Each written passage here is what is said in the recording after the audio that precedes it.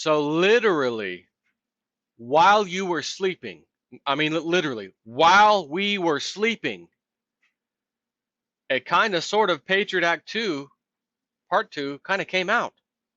They added it to that big $1.1 trillion omnibus spending bill. More your rights and privacy has gone down the drain. So once again, I'm thinking of this ridiculous story, time traveler John Teeter, referring to the president before the next president, in which there's going to be a civil war based on a problem with the elections, he says. And this president at that time is a he/she. Huh, I wonder if it's going to be Hillary. And he said, but prior to that, that president would be driving a wedge even further into the Bill of Rights. We had a new speaker take over, Republican, big mouth Paul Ryan. We are going to fix things, and I'm proud, to take this position. And what does he do? He gets this thing passed, and it's got all kinds of crap in there that is not good for you, me, or anybody, except a little fluff for the big corporations has actually been put into place. That's probably hard for you to believe. Courtesy of Zero Hedge. CISA, C-I-S-A, this is the acronym, is now the law. How Congress quietly passed the Second Patriot Act. And, update, it is definitely the law. Obama signs spending tax bill that repeals oil export ban as a bonus. So now we can export oil. How in the hell do we have all this oil to export? I thought we were so dependent on this Middle Eastern oil. All this 30 years, 40 years now. More like, hell, 70, yeah, about 40 years, really, 45 years. Well, no, it was 1970s, right? That was when the oil scare was. So 70, 80, 90, 2000, 2010. Yeah, spikes. Yeah, hell, Jesus, it has been that long. 45 years. And as Lindsey Williams said, we found that oil in the 70s, put a cap on it. We had at least 400 years of oil. They found two large deposits. One was 200, the other one was about 200 years worth. But they had to scare everybody into accepting we need Middle Eastern oil. We know we told you they're terrorists this whole time, but now we need to work with them. And they made you wait in those gas lines to show you we're really, it's that desperate. Oh my God. So that the American people would say, okay, go ahead and do it. And then with all the extra money the Middle Easterners have gotten, countries, they've been buying U.S. treasuries. And Lindsey Williams says we're going to default on those treasuries and or the dollar devaluation. Nonetheless, it hurts them the same. They're going to be pissed off. They're going to tell us we can't sell you oil and screw you guys. We're going to say, oh my God, we just found miraculously this huge amount of oil off the island, off an island near Alaska, near the area of Gull Island, what I think it used to be called, Prudhoe Bay. Lindsey at the time said, which I think this might have been 2012 when he said this, go look now. They're towing the largest oil rig platform over there ever. I went and looked. There it is. It's halfway there. There's a little map where it's going. Up, sure enough, USS Oil Liberty rig, largest ever built. Why would you have the largest one ever built just sitting there on standby? In the area where he said that we found 400 years worth of oil. Suppose they may be tapping that right now, and we've got an abundance of oil to all of a sudden sell on the market. So we used to not be able to export it. Now we're able to, thanks to the omnibus bill.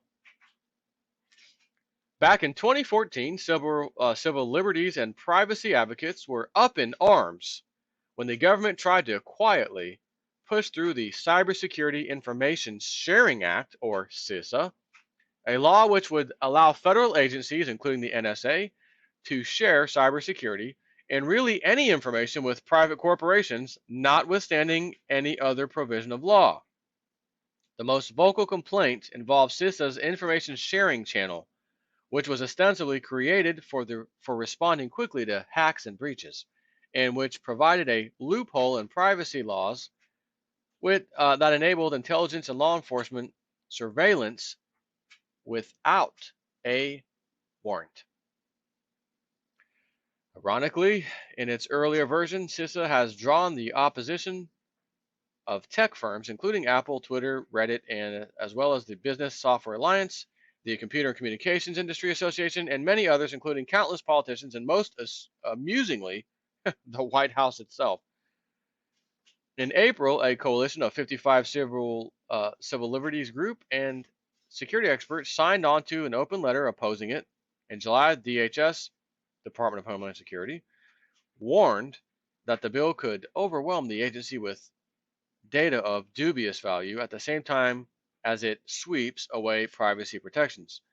Most notably, the biggest aggregator of online privacy content, Facebook, vehemently opposed the legislation. However, a month ago, it was surprisingly revealed that Zuckerberg had been quietly on the side of the NSA all along, as we reported Zero Hedge did in title of document called Facebook Caught Secretly Lobbying for Privacy, Destroying Cybersecurity Bill, which they link.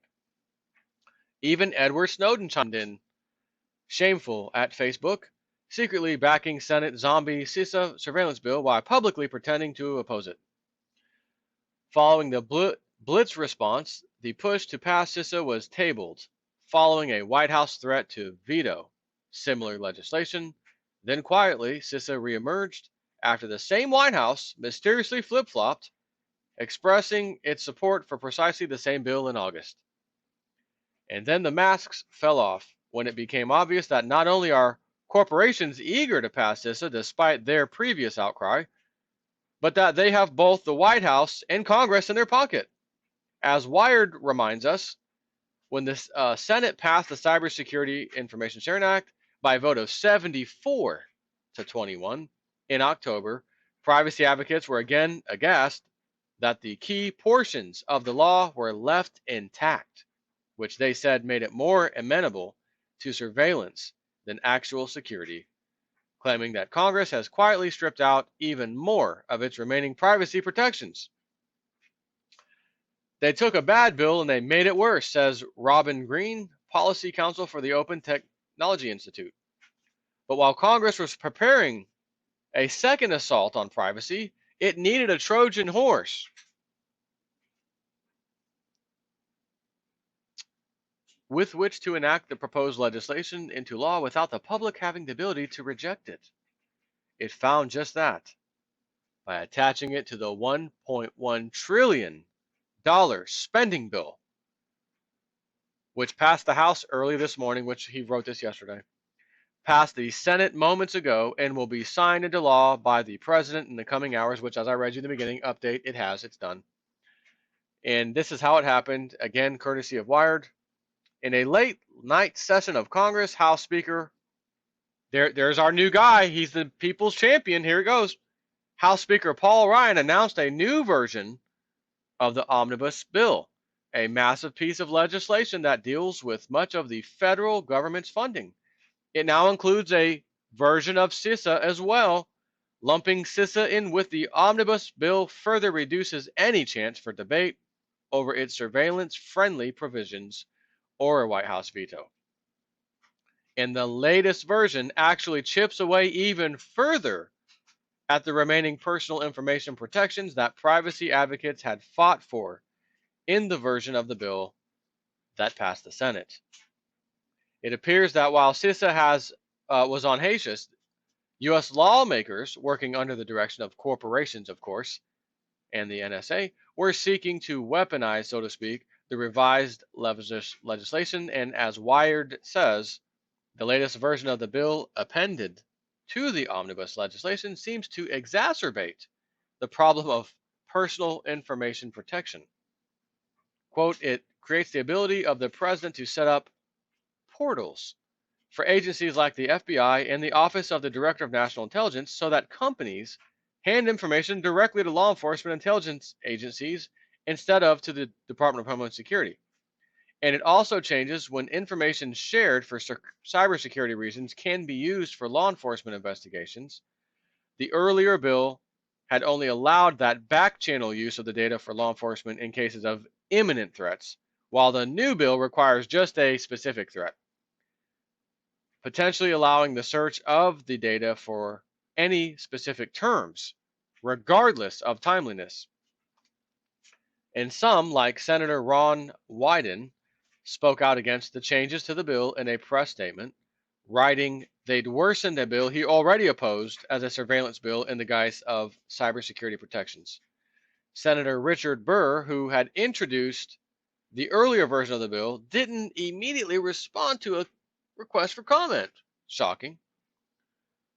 Americans deserve policies that protect both their security and their liberty, he wrote. This other guy.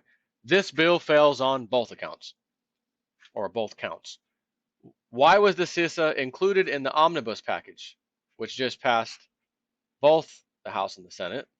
Because any nay votes or an Obama would have also threatened the entire budget of the federal government. So, in other words, it was a question of either Americans keeping their privacy or halting the funding of the entire U.S. government. We can't have that, which would in effect bankrupt the nation immediately. So you lose again, America. Hard to believe, isn't it? No, actually, no, it's not. The bottom line is, as OTI's Robin Green said, they've got this bill that's kicked around for years and had been too controversial to pass. So they've seen an opportunity to push it through without debate, and they're taking that opportunity. The punchline: they're kind of pulling a Patriot Act. In other words, Patriot Act was already written prior to 9/11. They said that it was. How did you guys get that thing created and signed into law so fast? It was already written. We just wait for an event of catastrophic proportions in order to produce such a thing, because there's quite a bit in there that's going to upset people, but the emergency demands it. So it's already written. Hopefully it doesn't happen, but then it happens, then we just introduce it to Congress and have them pass it. And a lady on 60 Minutes was asking this particular gentleman who worked for the government, say you don't suppose there's a cyber type bill in the wings, like if something in the cyber world happened, on the internet. Absolutely, is what he said. We didn't have to wait for an event. They just got it passed. They just stuck it in the omnibus bill, spending bill, which is in itself, I think, the largest spending bill ever created. And what was the other piece? I thought I sent myself another thing.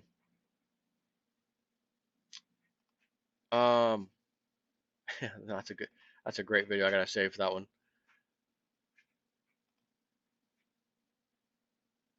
Hang on. Let me set these back. I could have swore it was here. Hang on. Because it said something about, in this bill, the 2016 budget, we got 1.1 trillion spending bill. We're happy with that. But 600, what was it? 600 billion or something like that in other cuts and things. Oh, so it's spending 1.1 trillion, but there's 600 billion in other cuts and things. Oh, that's good. Fine print next to that last piece. Over the course of 10 years. So 2016, 1.1 trillion is being spent. 600 billion being cut out, for good, makes it look good over 10 years. 10, 600. Oh, so in other words, 60 billion over a decade. So in 2016, we're going to remove some fat, 60 billion worth, but we're adding 1.1 trillion. But as long as they put that in the same news reporting, we're cutting some fat, trimming some fat off. The American people would be happy with that. 600 billion to boot over the course of 10 years. But an immediate spending of 1.1 trillion over next year alone. So if that continues, that's 11 trillion in 10-year span while saving 600 billion. How many times have I said all this talk from Obama, well, budget, we're going to have to work on that budget and cut some fat, and I said, you mark my words, the military-industrial complex, the club, there will be no budget cuts whatsoever, not even kind of, not even a little bit. They will have spending, and so there will be a reason to come up with more spending. And you just saw it. And if you look at some of the fine print, which I've read through, there's some military spending increases. But hold on, I thought we just added some more military spending back in November with the $600 billion increase. And again, half of that was excess that was being held in favor of, in waiting for them to pass their stupid budget, kick the can down the road. And then immediately, bang, there's 300 billion. That's already gone. And then another 300 something billion was added. And it was 39 or something billion above what they wanted. And that particular amount went to military spending. Shocker. There will be no budget cuts for the military industrial complex and the club. So not just the military industrial complex, but the club as well and all their other organizations. Which, I mean, you can kind of look at that whole thing as one big umbrella technically, but while we were sleeping, because it got past like 2 a.m. or something. 2 a.m. Our congressmen and women were working hard. I think this shows that all of them know. They'll never say it, but they know the end is nigh for America. We are going exactly as Lindsey Williams said, from first world status to third world. They've already brought in apparently 100,000 refugees since 2011 or 2012. I was just reading that. So this additional 10,000 that just came into New Orleans or wherever it was, a month ago, that's just 10K. There was 100K from that time period earlier till now. What are they going to do with those people? Cheap labor. Cheap labor. They're doing it in Europe. They're going to do it here. They're going to bring all, and it's not just Muslim. It's people from northern part of Africa. So all these people know it. The Congress could stop it instantly. You could pass a law right now, no more immigrants. Boom. There's already laws in the books that says if there's a certain type of ethnicity of a group that's a threat to America, 1950 something law, I already read it. You have the right, not even a right, you got to stop them from coming in. Nah, no thanks. Oh, and that wall we were going to build, the fence, they took that out. As I said, they took that out of this bill. It was supposed to be in there. We want to remove that. So as I said about Paul Ryan, meet the new boss, same as the old boss. And funny enough, Paul Ryan just put a new fence around his $500,000 mansion. He just got that installed. No fence for us, keep them immigrants out. But Paul Ryan got a new fence installed at his house. I wonder why. I wonder if he's anticipating some extremely pissed off Americans about to be coming and paying him a visit in the very near future. I wonder if that's why he's putting this big fence up at his house. But he's got plenty of money to do it because the club and campaign contributions, of course, are filling his pockets full to the top. We can't call that a payoff. We have to call it what it is. And that's a campaign contribution.